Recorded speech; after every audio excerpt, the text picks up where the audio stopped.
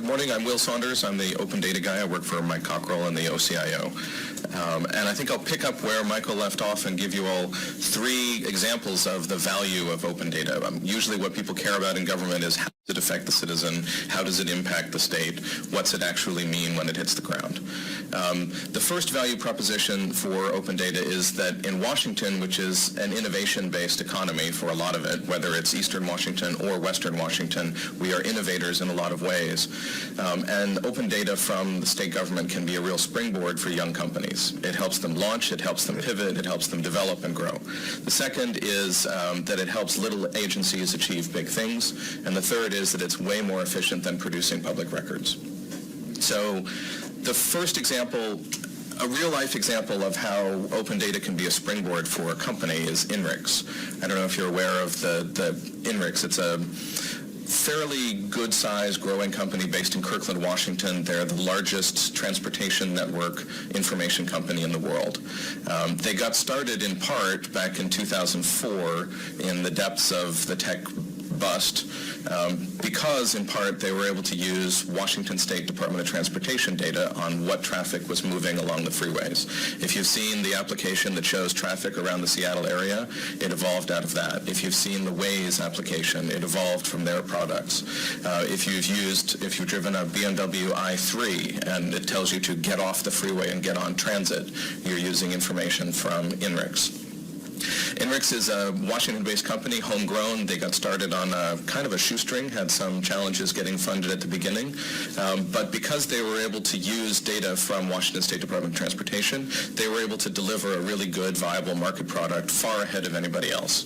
In the years since then, they've continued to use DOT data and mashed it up with or combined it with data from commercial fleets, trucking companies, people who need to be on time, companies that lose money if they're not able to make deliveries when they need to. And we've now expanded that to working with OEMs, car companies. So their application, which was recognized by GeekWire as the Innovation of the Year, is built into the dashboard of every BMW i3. And among other things, it not only tells people how to get around a traffic jam, as happens in Washington occasionally, it also tells people when to get off the highway and get onto a train, get onto a bus, when it's actually going to be faster to get to your destination.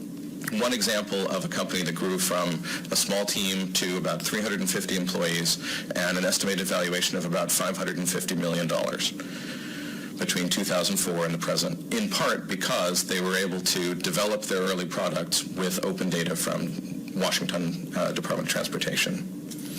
Second question, the second value proposition for open data is helping little agencies achieve big things. The example here is the County Road Advisory Board. Half the roads in Washington are county roads, and they're outside the state jurisdiction. They're generally managed by county road administrations, and there's a small organization based in Olympia called the County Road Advisory Board that helps maintain standards, helps oversee and ensure quality and standardized approaches across the state. It helps us work with local jurisdictions. They're able to do that in large part because they're able to access public domain open data from a number of agencies. Department of Ecology has municipal stormwater, runoff tables, a whole bunch of information that's available to the public. The advisory board uses that same information to generate their dashboard. They also use Department of Transportation data. What are the traffic loads on roads? What's the anticipated trend? Is there going to be more dirtier, cleaner, better cars or fewer?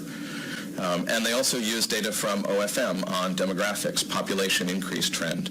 All of these things are published online, and they're usable by a very small agency with an IT staff of 4 because the information is made available in a structured, publicly accessible format.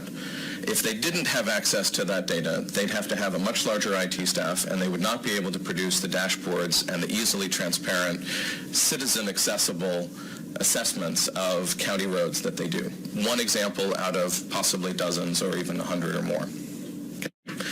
Third value proposition is perhaps the obvious one. It's a lot cheaper to produce a table than it is to produce a record. Public records are a significant amount of work for state employees, and it's something that we as Washingtonians who believe in transparency accept as part of the DNA of government. It's baked into our processes. But we found over the years that it's a lot more efficient for citizens and companies who are interested to get the information they need from stuff that we publish affirmatively.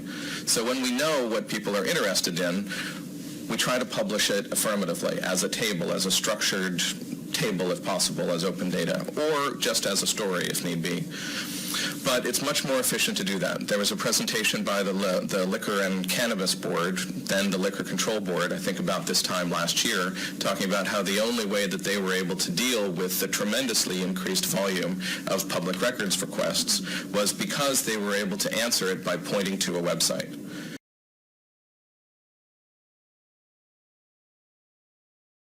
Standby lights, standby camera, action.